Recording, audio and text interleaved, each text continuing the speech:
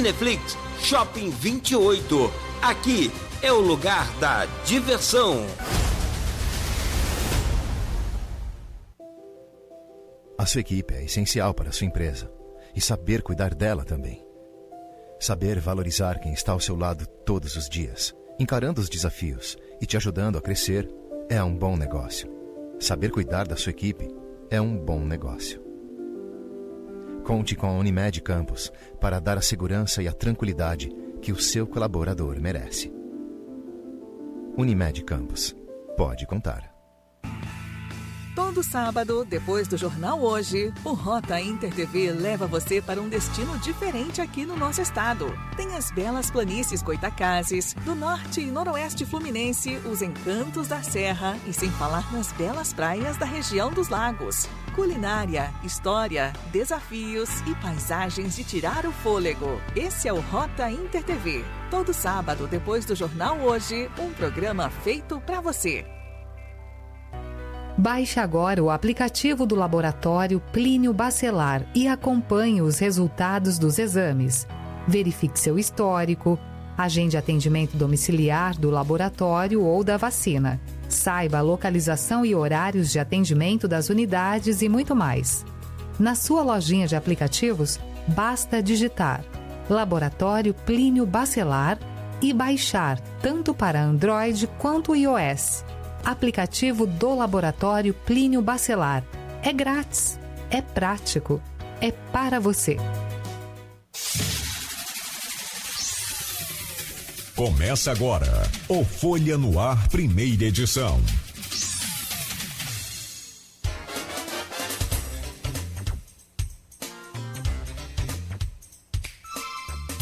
Sete horas e 7 minutos. Bom dia aos ouvintes da Folha FM, eu sou o Marco Antônio Rodrigues. Vamos agora começar o Folha no Ar com um oferecimento de Clínica Proteus, Laboratório Plínio Bacelar, Vacinas Plínio Bacelar e Unimed, cuidar de você. Esse é o plano. No programa de hoje, nosso jornalista e editor Rodrigo Gonçalves e o convidado de hoje, professor Alcimar Chagas, economista e professor da UENF. Bom dia aos dois presentes aqui comigo já no estúdio. Bom dia, Alcimar. Bom dia, Rodrigo. Bom dia, Marcos. Bom dia a todos os ouvintes aí 98.3. É sempre um prazer ter a companhia de todo mundo das manhãs aqui, né, durante toda a semana. A gente agradece em especial também aquelas pessoas que acompanham a gente pelas redes sociais, né, que podem interagir com a gente, mandar a sua sugestão de pergunta, tirar a sua dúvida. A gente vai falar hoje sobre reforma tributária, né, a gente vai tentar entender um pouquinho do que se trata. Eu preciso, porque eu não estou entendendo nada.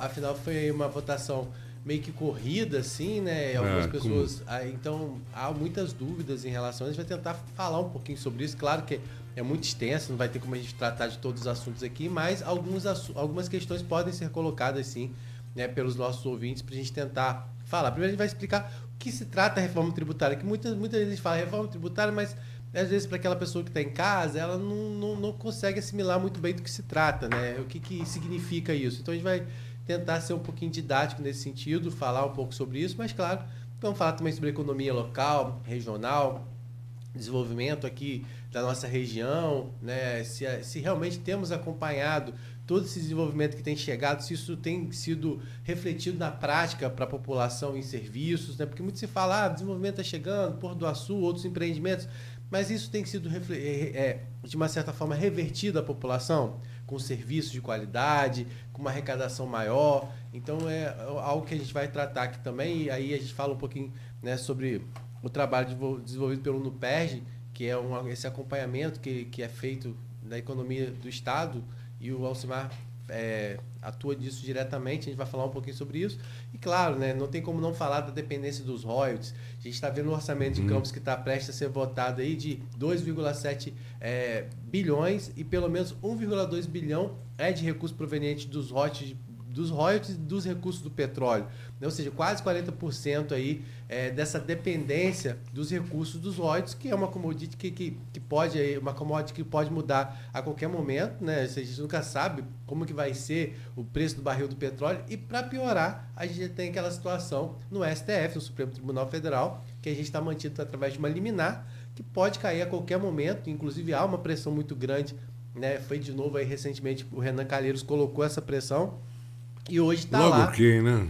Pois é. Logo quem. E hoje está lá nessa questão no Supremo Tribunal Federal, que pode se definir a qualquer momento, e isso pode representar uma queda muito grande na arrecadação aqui dos municípios da região, e alguns falam até na falência do estado do Rio de Janeiro, né? Claro que a gente sabe que existe, de uma certa forma, ainda toda uma questão burocrática ainda a ser tratada, mas é de se assustar quando a gente pensa que uma cidade como Campos, depois de viver tantos anos, né, recebendo recursos do petróleo, até hoje ainda tem o seu orçamento tão dependente desse recurso, inclusive para pagar a folha de pagamento, né? Até hoje, por exemplo, é utilizado os royalties para pagar aí a folha salarial, o que também tem prazo para acabar, determinado pelo Tribunal de Contas do Estado. Então, assim, é uma situação, o nosso cenário aqui é ao mesmo tempo otimista, quando a gente vê investimentos chegando, mas por outro lado, essas armadilhas que ainda existem aqui na nossa cidade mostram o quanto a gente precisa ainda se desenvolver.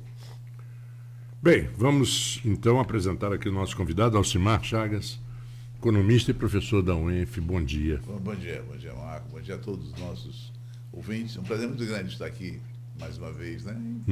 Conversar sobre a nossa região, enfim, sobre o país, o estado.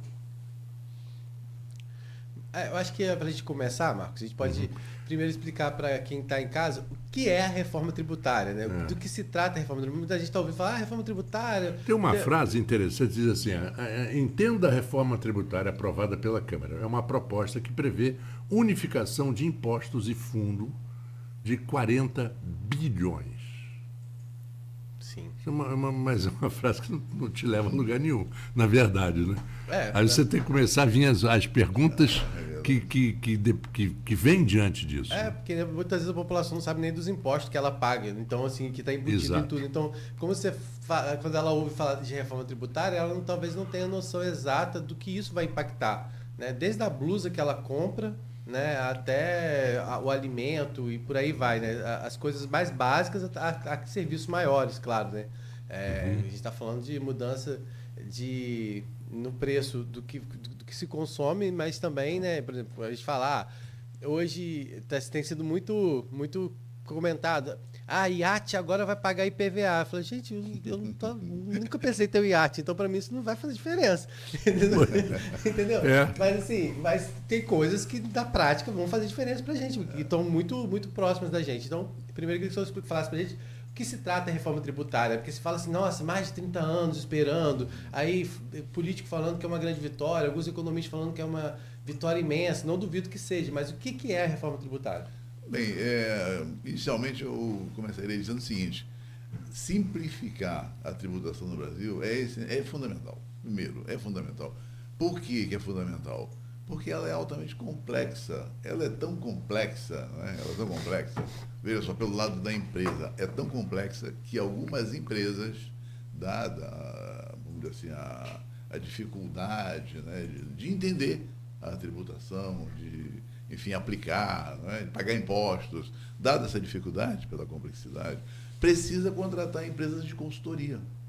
Empresas de advogados especializados, contadores, além do contador que ela tem, ela precisa contratar empresas tributaristas para resolver, né, enfim, para fazer com que ela não seja penalizada, porque, na verdade, essa complexidade toda, ela acaba jogando a empresa em armadilhas, né? Ela erra, até não é por má fé não, erra dada a dificuldade, né? E um erro pode lhe custar muito caro.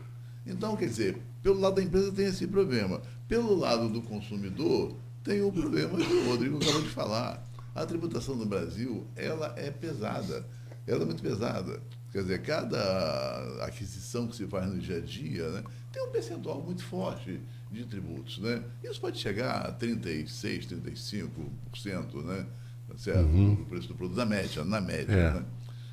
E você tem muitos produtos, taxas, produtos envolvidos realmente, né? Alguns dizem que tem 60 e poucos produtos, impostos e taxas, né? Quer dizer, hoje estamos falando sobre 5 principais impostos, né? São os impostos federais, né? O PIS, Contribuição Social, IPI, né? E estamos falando dos impostos, do imposto estadual, que é o ICMS, tão conhecido, e o municipal, o ISS, também bastante conhecido, né? Que é sobre serviço, né? Mas na verdade existem muito. O custo. Tem uma coisa interessante, Alcimar. Outro dia eu estava vendo essas coisas que você vê hoje de TikTok. Sim. Muitas informações bobas, muita bobagem, mas muita coisa interessante que você vê ali. O famoso bombom sonho de valsa, ele não é mais bombom. Ele é classificado como um biscoito wafer com uma cobertura tipo chocolate. Porque fazendo isso, eles tiraram o bombom tiraram da categoria de bombom e puseram em outra categoria cuja a taxação é diferente. Né? E eu a embalagem parece. A embalagem. E conversando com um contador, e ele me explicando que hoje em dia, por exemplo, o contador é corresponsável por um erro cometido pela empresa. Antigamente não era, né? Então os erros eram mais fáceis de acontecerem. Mas ele falou que todo dia você tem que tirar 2 horas do seu dia para ler. Sim, alguma coisa, porque tem alguma coisa diferente que se você fizer, aí vem a tal da armadilha que você se refere. Os contadores, realmente, eles não conseguem, né? Não conseguem acompanhar tudo isso. Porque, na verdade, os contadores, né, eles prestam serviço às empresas, né, enfim, com o objetivo para atender o fisco, mas basicamente pagamento dos impostos, a coisa toda. Né? Mas tendo em vista essa complexidade, essas mudanças que ocorrem diariamente, eles não dão conta disso. Né? Não. E é por isso que algumas empresas precisam realmente ter essa assessoria complementar. Uhum. Mas assinaturas também, né, assinaturas vamos dizer assim, informativos, né, para tentar, de alguma maneira, evitar quando você fala da simplificação, eu vejo, por exemplo, dentro dos Estados Unidos existe um imposto na hora que você compra, que é o cliente que paga. 6,5% basicamente. Tem alguns estados onde é 7,5%, Nova York, por exemplo, Califórnia, e tem outros estados que chegam um pouquinho menos de 6%. Então você tem uma roupa de $10 ou de $100, você já sabe que $6 você vai pagar de imposto. E aquele imposto é recolhido diretamente naquela taxa, o famoso tax. Né? Em que tem até aqueles turistas que vão para lugares de venda de produtos para turistas e falam assim, não dá para tirar a taxa? Aí o cara lá dá coisa nenhuma. Ele só papo furado, né? Ele não, tu pode tirar a taxa. O que passou no caixa vai ser tributado e fim de papo. E lá da cadeia, né? Isso é importante. A ideia é chegar nessa condição, né? Isso vai demorar um pouco mais ainda, naturalmente, né? E a proposta, na verdade, ela carece de muita informação, né? Na verdade, a gente não tem informações mais ampliadas, né? Até para afirmar que isso vai ser bom, vai ser ruim. Na minha visão, ela é boa porque precisa simplificar. Ela é ruim, né? Exatamente porque a gente não tem como afirmar o resultado disso, né? Não tem nem as taxas ainda definidas, essa é a verdade. E, por outro lado, você tem a questão dos serviços, né? Que hoje os municípios cobram, né? Definem, vamos dizer assim, a taxa de tributação nos serviços, né? E vai perder essa autonomia, naturalmente, né? Assim como os estados também definem o ICMS, né? E tem uma coisa que já consequência que gera, por exemplo, certas fraudes, entre aspas. Por exemplo, o sujeito que mora no Rio de Janeiro, no estado do Rio de Janeiro, principalmente na região norte do estado, como aqui, procura emplacar o carro no Espírito Santo, por exemplo, que é mais barato. Que é mais barato. Aí tem escritórios de despachantes que oferecem endereços para você. Então provoca, quer dizer, essa situação, você não acha, Rodrigo? Provoca a mini fraude. Sim. São pequenininhas fraudes que depois viram um monte. enorme. E também o que acho que hoje atrapalha muito essa questão e o Osmar falou muito sobre isso, é que ainda, por mais que a gente não sabe muitos detalhes, né? Por exemplo, um item que é muito questionado é a questão da cesta básica, né? A cesta básica, por exemplo, não se sabe ainda de que forma ela vai impactar no bolso do consumidor, porque se fala que vai ser necessária uma lei complementar para definir uma lista de produtos que terão alíquota zero. E aí, só com essa lei complementar que vai definir isso, que vai saber de fato o que vai reduzir na cesta básica. Então, assim, há muitas dúvidas ainda em relação a isso, e também a questão da tributação. Se a reforma tributária trouxesse vamos dizer, uma padronização nos tributos estaduais e municipais, isso talvez diminuísse a questão não só da fraude, como você falou, porque a pessoa às vezes mora aqui, mas vai emplacar no Espírito Santo, e isso é uma fraude, né? É uma fraude e é uma realidade. Exatamente, é uma realidade. E principalmente porque as empresas, muitas vezes, elas deixam de vir aqui para cá, para a nossa região, por exemplo, no norte fluminense, e param ali no sul do Espírito Santo, porque porque ali é tributação. Só que tudo que muitas vezes ela utiliza como matéria-prima vem da região aqui norte, porque a única diferença dela está lá. Então, assim, será que essa reforma tributária vai trazer, a expectativa é essa, ela vai trazer com que estados eles sejam competitivos ao tempo todo? Porque, ao que me parece, não vai ser bem assim, porque, para você ter noção, o IPVA, o IPTU nos municípios vai ficar a cargo por decreto até hoje em dia. Agora vai poder ser por decreto. Por exemplo, a partir da reforma tributária, para o prefeito determinar um aumento no IPTU, no imposto que hoje a gente vê que é polêmico aqui, vai para a Câmara, discute, volta, e refaz e barra, não vai ser mais assim, vai ser por decreto. De acordo com... Então, será que essa competitividade que precisa existir entre os municípios, entre os estados, ela vai passar a existir a partir da reforma tributária? É uma dúvida que a gente tem, porque ela, ao mesmo tempo, traz benefícios ao que vem sendo dito, né, até o momento, mas, por outro lado, ela coloca em dúvida outras questões. Eu, quando vi essa questão do IPTU, eu falei, mas o IPTU não sempre foi discutido de uma forma mais ampla, mas agora, pelo que eu entendi, com a reforma tributária, não, vai poder ser através de decreto do próprio prefeito. Tem uma coisa interessante, Rodrigo, que aconteceu, por exemplo, na primeira década dos anos 2000, no primeiro governo Lula, o vice-presidente, se não me engano, era o José Alencar.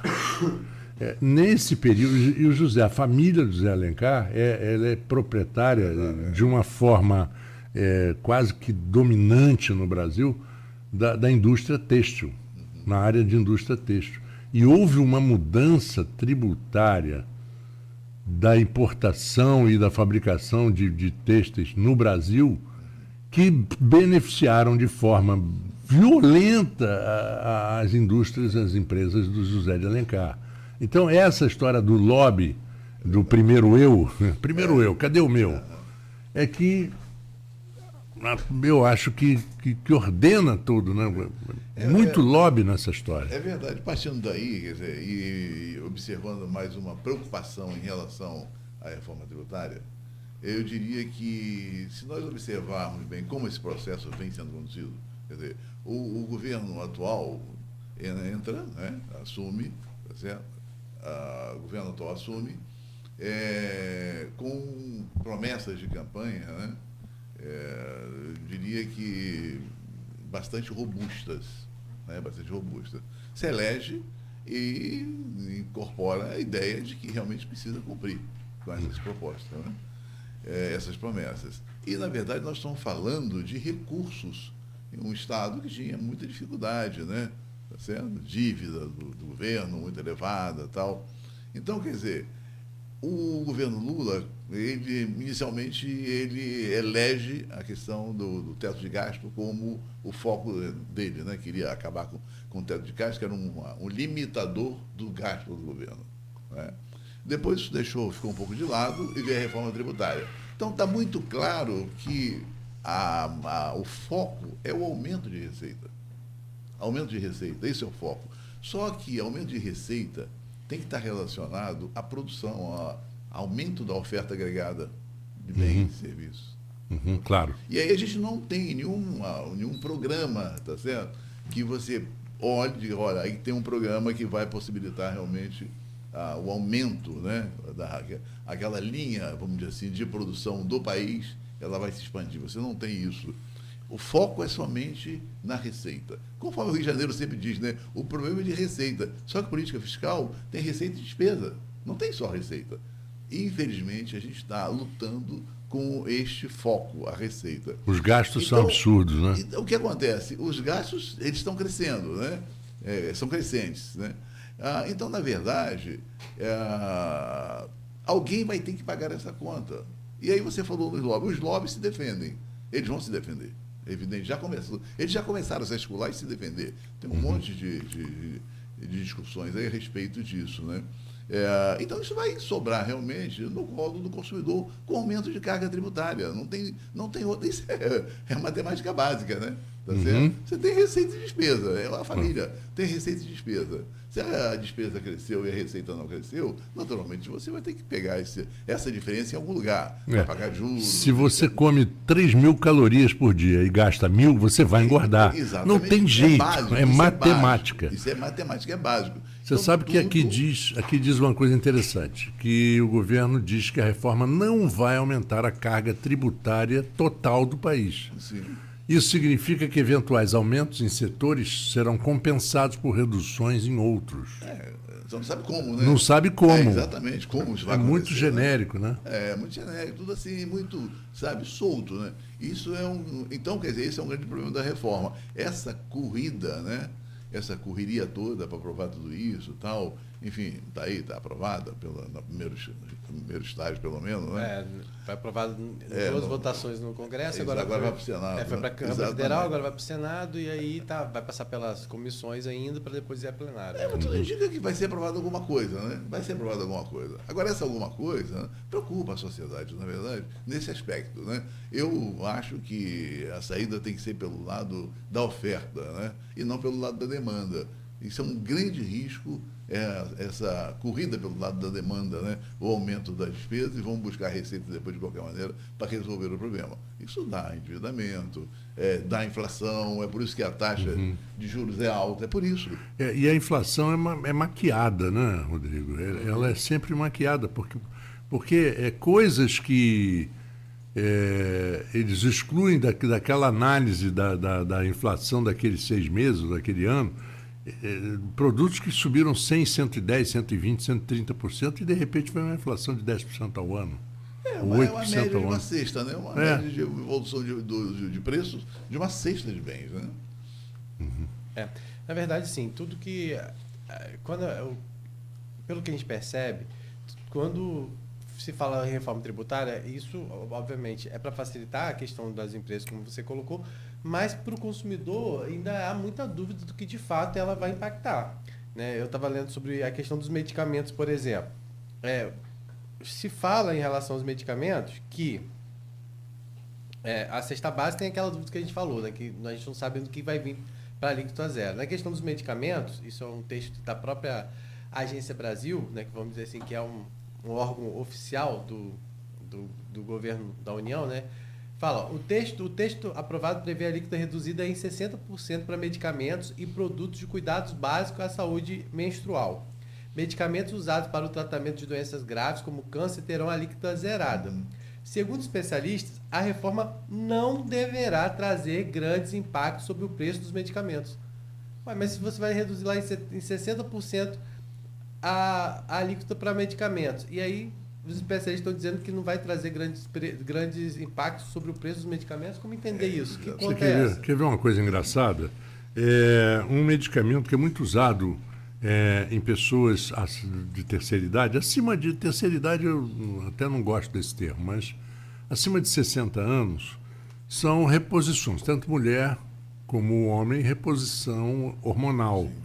E um medicamento, eu não vou dizer o nome, mas que é muito usado por pessoas aposentadas, né? Os homens de 65, 70 anos, que custava R$45 uma caixinha com 3 ampolas, sumiu do mercado. Os laboratórios, o laboratório que fazia, solicitou o aumento. O Ministério da Saúde, se não me engano, o Ministério negou. Não pode, porque isso vai impactar muito aposentado, a pessoa da idade. Aí o que eles fizeram? Eles tiraram a mercadoria das farmácias, não tinham em lugar nenhum. De repente, eles entram com uma ação na Justiça Comum, consegue autorização e hoje volta as farmácias a terem o remédio por R$ 270 em média. Então, olha só, subiu 50 para 250, são 5 vezes, 500% de aumento num medicamento extremamente útil, necessário para pessoas de idade. Aí, por que aí vem a explicação por que a reforma não deverá trazer grandes impactos sobre o preço dos medicamentos. Isso, segundo consta aqui, ocorre por 2 motivos. Primeiro, que os medicamentos genéricos estão submetidos a uma legislação específica. E, além disso, também tem a Lei 10.047, de 2020, que estabelece um regime tributário especial a medicamentos listados pelo Ministério da Saúde. Então, assim, essas dúvidas que vão ficar. Afinal, vai diminuir, não vai diminuir? O consumidor vai poder perceber isso? De que forma o consumidor vai poder perceber isso? De que forma ele vai poder reivindicar, né, um preço mais justo, um preço com menos impostos? Porque fala assim, porque os impostos vão ser unificados. Aí fala que é o IVA dual, né? Sim. O que é esse IVA dual que todos falam, né? Não, para os impostos federais tem um e outro para os impostos estadual e municipal, né? ICMS e ISS. E outro para contribuição, PIS e imposto de renda. Aí, vai juntar tudo? São dois. Uma é contribuição, né, sobre produtos e o outro é o imposto sobre valor agregado, Quer dizer, são dois grupos que lá na frente vão se juntar, num só. Né? Quer dizer, teoricamente, em termos de simplificação, está tranquilo, está ótimo. Agora, só que... explicar é fácil, né? Por trás disso, é que eu estou te falando, por trás disso existe essa questão, né? Quer dizer, nós precisávamos, na verdade, ampliar a base tributária, né? Quer dizer, ter mais gente contribuindo. Para isso é preciso ter mais produção, mais empresas, né? Mais empregos. E um detalhe também, né? Uma necessidade menor de gastos da esfera pública. Não é possível, né, essa história de que o Estado pode tudo, precisa gastar para resolver todos os problemas. Não é o Estado que vai resolver todos os problemas, entendeu? Um exemplo muito simples, né? Muito simples. Hoje nós temos essa desigualdade enorme, né? Pessoas que não acessam trabalho, ficam na rua, fazendo bico, essa coisa toda, né? Claramente, o papel do Estado na base não é cumprido no que diz respeito a criar as condições, né, mais adequadas, né, condições iguais, vamos dizer assim, para todo cidadão. É o cidadão da favela, o cidadão rico, é a escola de base mesmo, entendeu? Como existia antigamente, na minha época pelo menos existia, né? Estava todo mundo junto, né? Muito bem. Então, como isso não acontece, né, você começa a ver uma evolução muito desigual daqueles que podem, né, que se inserem, e daquela massa que não se insere. Aí depois o governo fica criando alternativas, né, que não funcionam, como universidade para todos, vamos botar todo mundo na universidade que resolve o problema. Claro que isso é uma loucura. Então, a necessidade de gastos, né, na saúde a mesma coisa, não cria as condições básicas para a saúde para depois, né, enfim, todo mundo achar que é o Estado que vai resolver, não cria, as pessoas não se alimentam, adoecem, o Estado vai resolver. Essa visão, ela está totalmente incoerente. É uma mistura de paternalismo e de abandono, né? Quer dizer, faz um paternalismo aqui, mas de repente, quando você vai procurar mesmo, você não encontra. Você cresce a estrutura pública, cresce, né? E não funciona, aí você precisa de muito dinheiro. É tipo aquele filho que fica dentro de casa até os 18 anos, totalmente dependente dos pais, e aí quando chega aos 18 anos, resolve sair de casa e encontra um mundo que, se ele não que é totalmente diferente daquilo que ele viveu. Né? Aí o que vem à cabeça dele é socorro. Socorro, papai. Eu penso nisso quase todo dia quando eu vou pagar as minhas contas. É curioso, em outros países, em outros países, como os Estados Unidos, eu gosto de falar, o moleque de casa, né, o garoto, ele com 12 anos já sabe que com 18 ele vai à luta. Ele vai para a faculdade e prefere até para ir para outro estado, para cortar um pouco aquelas ligações. Sim. E realmente é diferente você ver como é que um... Está preparado, está preparado. Exatamente, está mais preparado. Assim, a expectativa, a gente fala assim, né? Eu sei que a gente está perto de ir para o intervalo, mas é até uma indagação que eu deixo. Que com a reforma tributária é um artifício justamente para aumentar essa arrecadação, né? Para geração de emprego, porque as empresas vão estar mais dispostas a investir, é o que se fala, né? Vão estar mais dispostas a investir no país, elas vão ter uma certa segurança que às vezes ela não tem hoje, isso é o que se promete, né? Em relação a isso.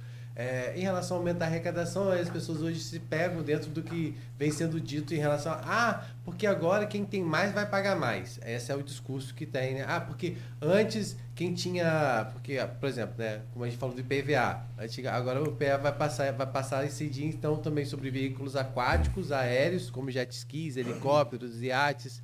Agora, aí as pessoas falam assim, mas vai aumentar a arrecadação, porque quem tem vai pagar mais. Né?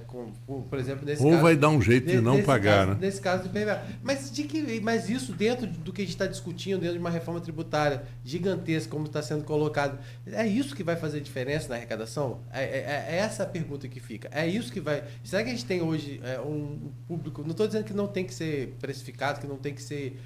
que não tem que pagar imposto. Não é isso, né? Se existiu uma análise que é necessário, que quem tem iate, quem tem jet ski, quem tem que contribuir mais, mas será que é isso realmente que vai fazer a gente arrecadar mais, sair dessa crise toda que a gente tem? Para a empresa investir, ela precisa ter confiança naquele ambiente. Pois nós vamos a um intervalo, mas eu vou jogar um tema que eu acho que a gente pode discutir depois. Quando você abre uma empresa dentro de um segmento, você sabe quais são as regras fiscais, não é? Daquilo. Então você abriu a empresa em 2020 e as regras fiscais de 2020 eram aquelas. Aí você vai planejar seu investimento. Aí, de repente, em 2021, mudam as regras fiscais, mas isso não é uma incoerência, não é um absurdo. Mas eu, quando abri, as regras eram essas. Então é um contrato que está feito e que tem que ser respeitado, mas não é. Eu vou pedir 2 minutinhos para o intervalo e a gente volta com o Folha no Ar, que hoje recebe o professor de Economia da UENF, Alcimar Chagas. Vacina Clínio Bacelar, uma clínica moderna com atendimento personalizado.